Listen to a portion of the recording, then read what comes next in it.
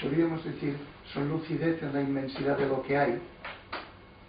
Y Dios quiere poner en la tierra unos seres hechos de tierra que sean también lucidez, aunque no espíritus, sino animales, para que sean lucidez en la tierra lúcida.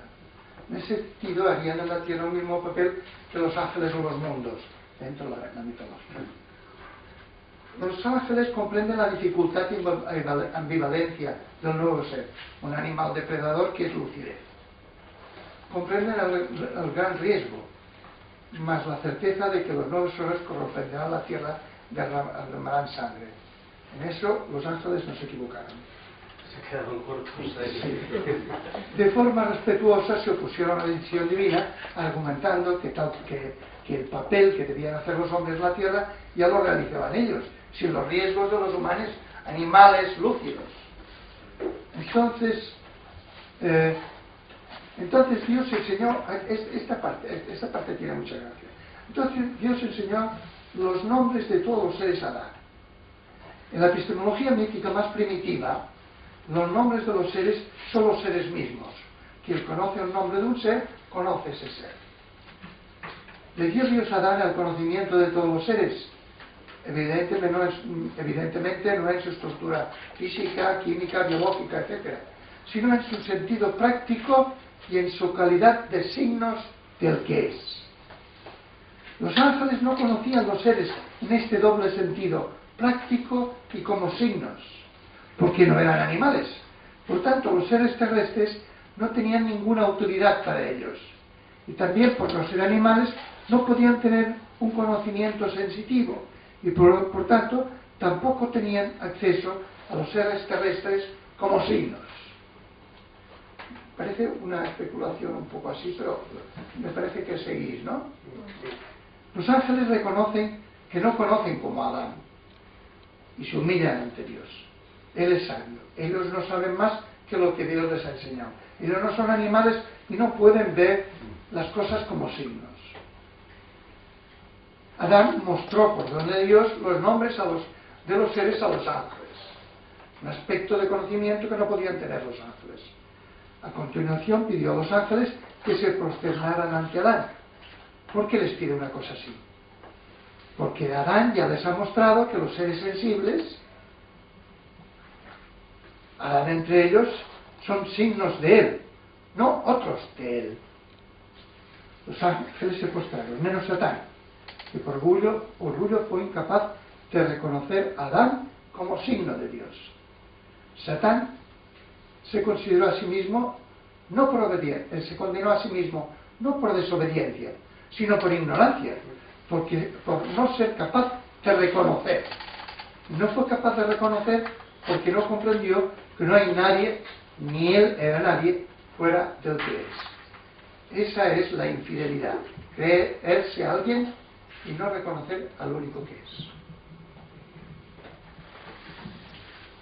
Por tanto, la historieta esta tiene mucha gracia.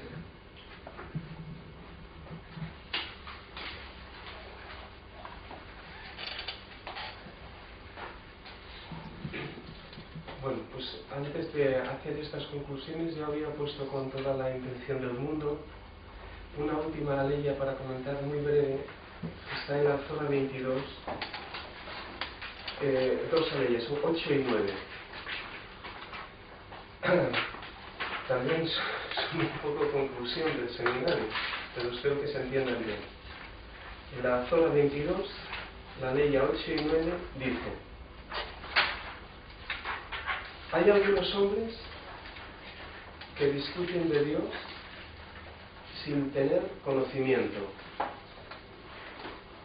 ni lección, ni escritura luminosa.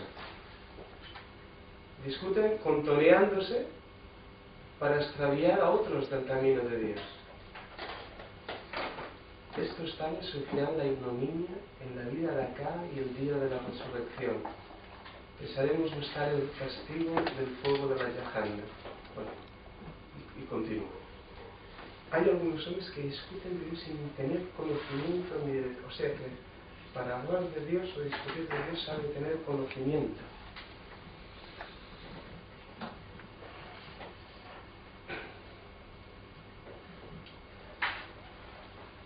Mi breve y rápido comentario es un comentario sobre un comentario. Dice Rumi: no busques perlas en un cubo de agua. Has de sumirte en el profundo océano para encontrarlas. Los cubos de agua pueden ser cubos de agua, pero pueden ser personas, pueden ser libros, centros, institutos, etcétera, etcétera. Las perlas habitan en los fondos del océano, como la sabiduría en los textos de los grandes maestros del camino interior. Y el año pasado estudiamos uno y creo que este año otro. No perdamos el tiempo, pues, removiendo las aguas insalubres de esos cubos de plástico y colores artificiales que se nos ofrecen en cada esquina, ya que en ellos hay menos que nada. Y no te engañes, no nos engañemos pensando que se comienza por dichos cubos de agua para saltar después al océano, porque eso es una falacia.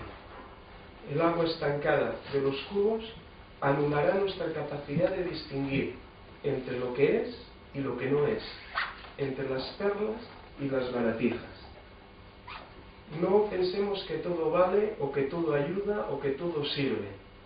En el camino interior solo aprovecha la luz. Por consiguiente, que sepamos que todo aquello que no ilumine ensombrece. Así pues, no perdamos el tiempo en naderías, ya que no tenemos toda la vida por delante.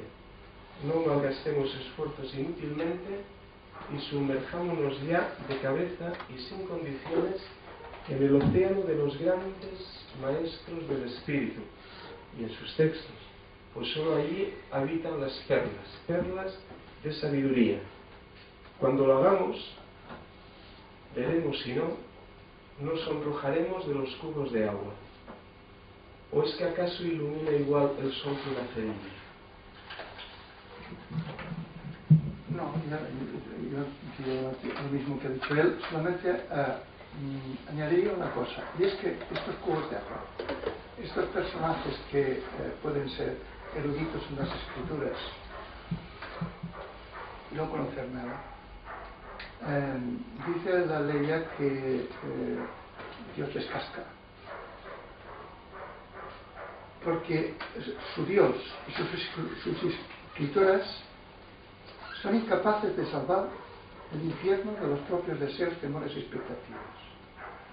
Lo que no sea capaz de salvar el infierno de los propios deseos, temores y expectativas, por más sacrosanto que se presente, es nada. La boca la tienen llena de Dios, el corazón y la mente vacías de Él. Esos hombres son una calamidad para quienes se les acercan. Son aquello que dice el Evangelio, ciegos, guías de ciegos. Bueno, con esto ya podemos pasar. Bueno, invertimos al orden, ya que he empezado. Yo siempre creo que es una imposición del Mariano, que conste, que alguien sin utilidad.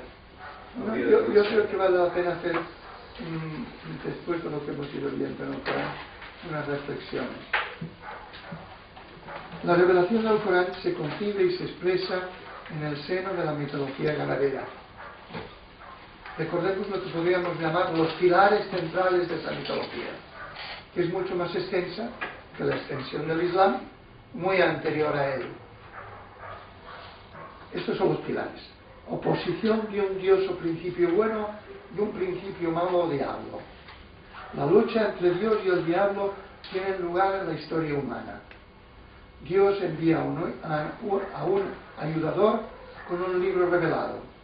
Este libro revelado es semejante a una estrategia de lucha y una ley.